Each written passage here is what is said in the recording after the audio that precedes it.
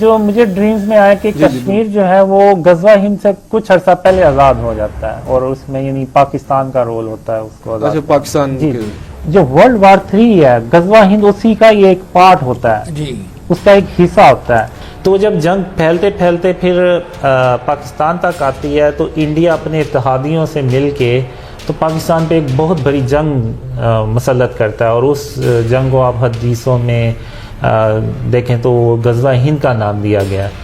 تو اس میں پاکستان کی اللہ کالے رنگ کے جنگی جہاز ہوتے ہیں جن سے اللہ پاکستان کی مدد کرتا ہے.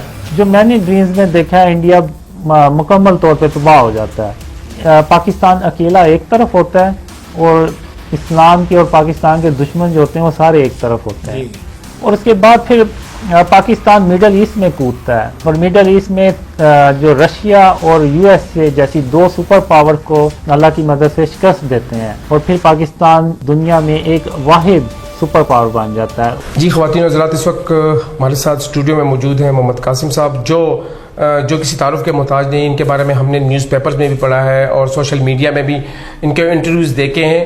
تو آئیے ان سے بات کرتے ہیں، ان سے پوچھتے ہیں کہ یہ کیا کہتے ہیں خوابوں کی تعبیر کے بارے میں اور انہوں نے کہاں کون سے خواب دیکھے ہیں اور کون کون سے خواب پورے ہوئے ہیں اور مستقبل میں کون سے خواب ایسے ہیں جو ان کی تعبیر ہونے والے. سب سے پہلے جو ہے نبی کرم صلی اللہ علیہ وسلم کب آئے؟ جو مجھے حضرت محمد صلی اللہ علیہ وسلم کی پہلی بار زیارت نصیب ہوئی وہ اس وقت میری عمر تقریباً 13 سال کی تھی. ٹھیک ہے.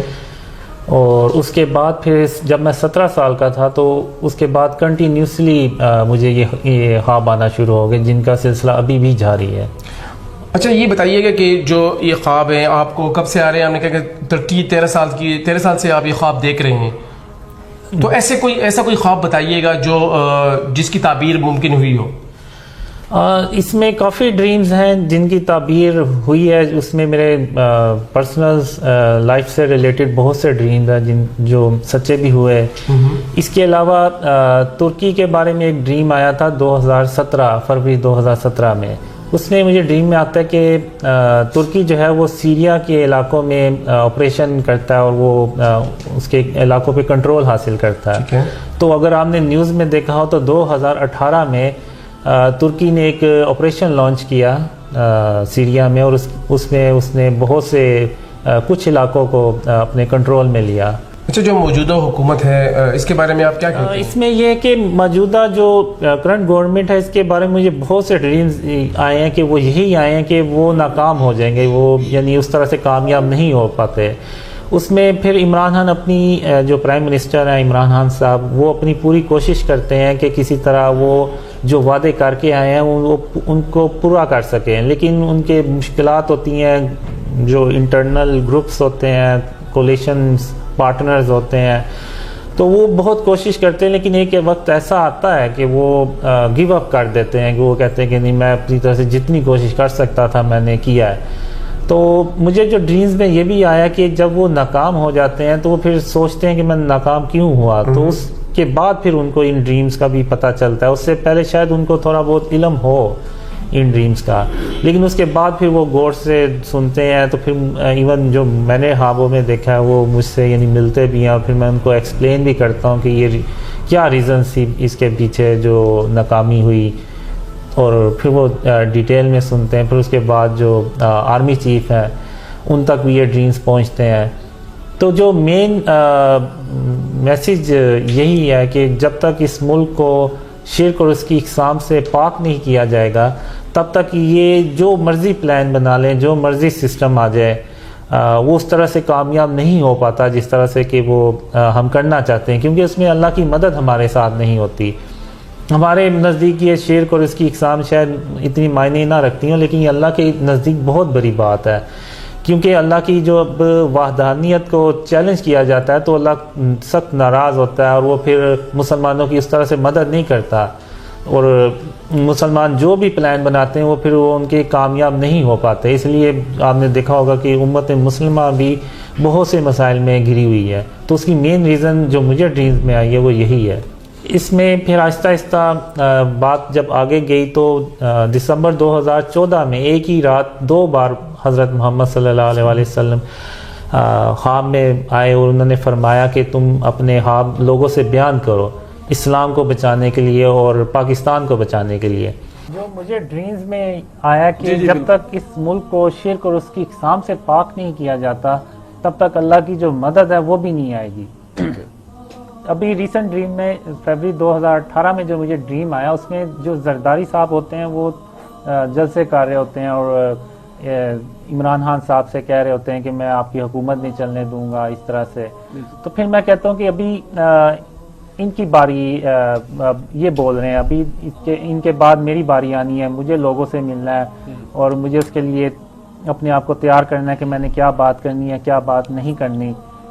پھر آگے میں جاتا ہوں تو ایک بلڈنگ ہوتی ہے, اس میں کچھ لوگ ہوتے ہیں بیٹھے ہوئے, تو میں ان سے کہتا ہوں کہ اس ملک میں ماشاء اللہ بھی آیا, جمہوریت بھی آئی اور بہت سے لیڈرز بھی آئے اور سب نے یہ کوشش کی کہ کسی طرح یہ ملک ترقی کرے اور پلانز بنائے, لیکن وہ پلانز اس طرح سے کامیاب نہیں ہو سکے اور آج بھی جو کرنٹ گورنمنٹ ہے اس میں بھی کوئی امید نظر نہیں آ رہی.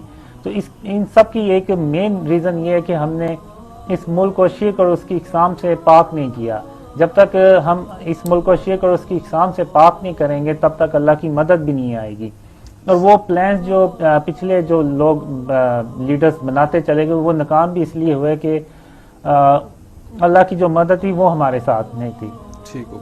تو ان خوابوں میں آپ نے جو ابھی میں نے ایکسپلین کیا آپ کو پتہ چل ہی گیا ہوگا کہ پاکستان کی کیسے ذمہ داری ہیں. اب جس طرح ہم چل رہے ہیں, جس طرح سے یہ ملک جا رہا ہے, تو اس طرح تو ہمیں نہیں لگ رہا کہ یہ پاکستان کوئی بہت جلد ترقی کرے گا. تو یہ تبھی ممکن ہوتا ہے جب ریاستی ادارے ان خوابوں کے مطابق پلاننگ کرتے ہیں, تو تب اللہ کی رحمتیں اور برکتیں نازل ہوتی ہیں اور پاکستان ایک طرح سے 3x سپیڈ سے ترقی کرتا ہے اور ایون اتنی تیزی سے ترقی کرتا ہے کہ یورپ کے جو لوگ ہیں امریکہ میں وہ کہتے ہیں کہ یہ تو وہ لوگ تھے جو پست لوگ تھے کہ ہم سے یہ پیسے مانگتے تھے, ہم سے یہ ہر جو بھی گورنمنٹ آتی تھی ہم سے پیسے لینے آ جاتے تھے, اور آج یہی وہ لوگ ہیں جو ترقی کر رہے ہیں اور ایون وہ اپنے جہاز خود بنانا شروع ہو گئے ہیں.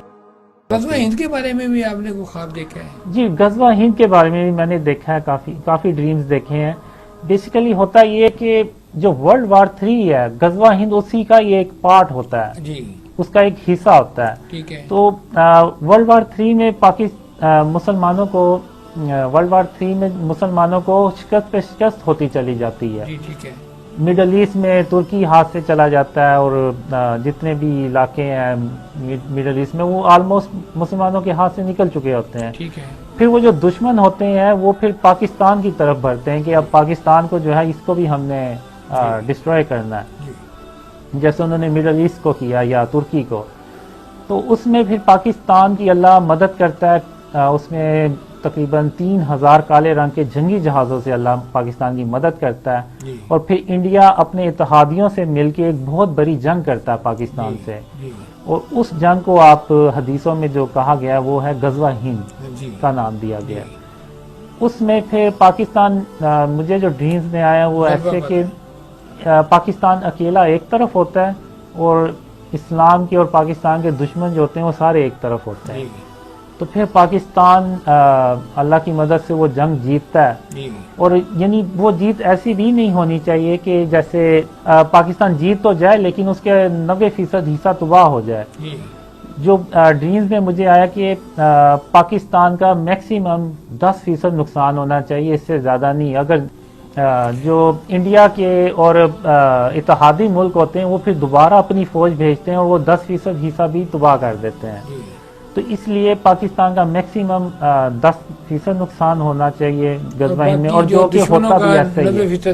اور دشمن جو میں نے ڈریمز میں دیکھا ہے انڈیا مکمل طور پہ تباہ ہو جاتا ہے. جیسے اگر آپ سیریا میں دیکھیں کہ جو ویڈیوز آتی ہیں ڈسٹرکشن کی, گھر اور بلڈنگز ٹوٹی ہوئی ہوتی ہیں, تو یہی وہ اہمیت مجھے ڈریمز میں دکھائی گئی کہ پاکستان کی اہمیت جو ہے وہ اتنی ہے کہ جو مستقبل میں جتنے بھی ایونٹس ہیں اس میں اس نے کی رول پلے کرنا ہے. اور پھر ترکی کو بھی واپس حاصل کرتے ہیں, مڈل ایسٹ کو بھی, اور ان کو پھر ری بلڈ کیا جاتا ہے. اور جو حضرت محمد صلی اللہ علیہ وسلم کا سچا اسلام ہے جو ایک پیور اسلامک نظام ہوتا ہے جی۔ اس کو پھر یہ تو ہمارا وہاں ایمان نافذ بھی، یہ کرتے تو ہیں۔ ہمارا ایمان بھی ہے نا کہ جی، جی۔ قیامت جب آئے گی تو اس سے پہلے دنیا میں مسلمانوں کا غلبہ ہوگا، مسلمان جی۔ طاقت میں ہوں گی، اور ظاہر ہے اگر ایمان پہ خاتمہ ہو انسان کا تو اس سے بہتر تو زندگی جی۔ کوئی ہے ہی نہیں۔ جی، اور پھر سب سے بڑھ کر یہ کہ پاکستان جو ہے وہ سپر پاور بنتا ہے، اور ہم جو ہیں وہ یعنی دنیا میں پاکستان کی حکمرانی ہوتی ہے، جی۔ اور جو پاکستان کہتا ہے وہ پھر پوری دنیا میں پھر اس کو پھر عمل بھی کیا جاتا ہے۔